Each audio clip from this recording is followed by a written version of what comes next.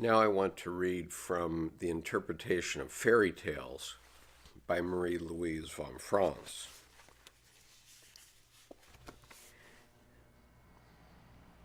Fairy tales are the purest and simplest expression of collective unconscious psychic processes.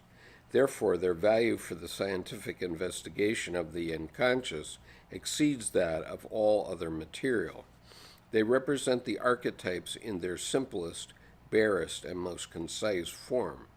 In this pure form, the archetypal images afford us the best clues to the understanding of the processes going on in the collective psyche. In myths or legends, or any other elaborate mythical material, we get at the basic patterns of the human psyche through an overlay of cultural material. But in fairy tales, there is much less specific conscious cultural material, and therefore they mirror the basic patterns of the psyche more clearly. In terms of Jung's concept, every archetype is in its essence an unknown psychic factor, and therefore there is no possibility of translating its content into intellectual terms. The best we can do is to circumscribe it on the basis of our psychological experience and from comparative studies, bringing up into light, as it were, the whole net of associations in which the archetypal images are enmeshed. The fairy tale itself is its own best explanation.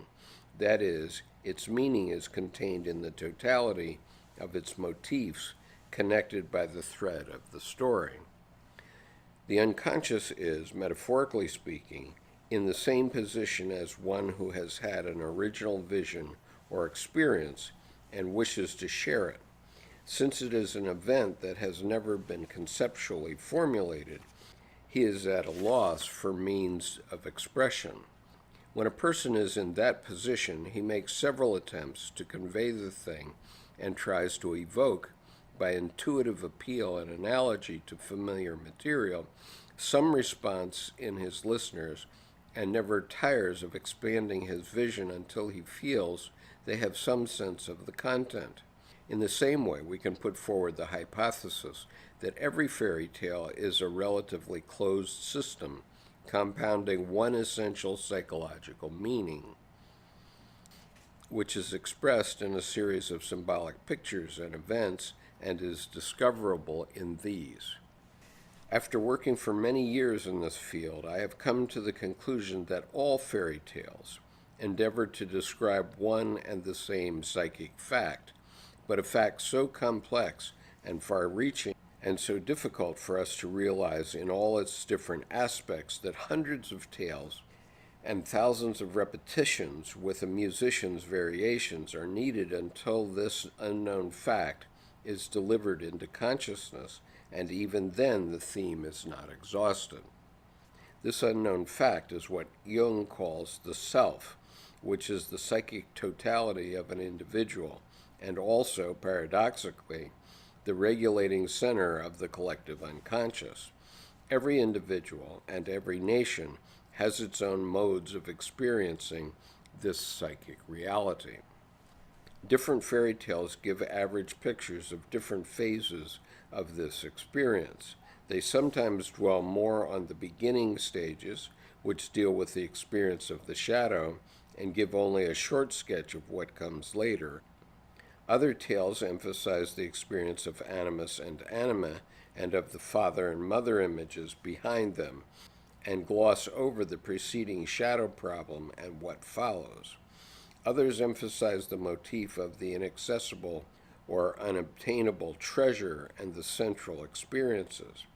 There is no difference of value between these tales, because in the archetypal world there are no gradations of value, for the reason that every archetype is in its essence only one aspect of the collective unconscious, as well as always representing also the whole collective unconscious. Every archetype is a relatively closed energetic system, the energetic stream of which runs through all aspects of the collective unconscious. An archetypal image is not to be thought of as merely a static image, for it is always at the same time a complete typical process, including other images in a specific way.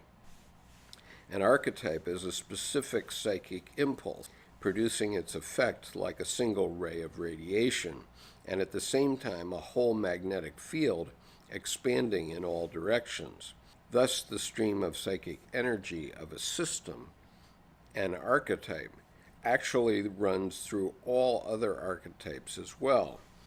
Therefore, although we have to recognize the indefinable vagueness of an archetypal image, we must discipline ourselves to chisel sharp outlines which throw the different aspects into bold relief. We must get as close as possible to the specific, determinate, just so character of each image and try to express the very specific character of the psychic situation which is contained in it.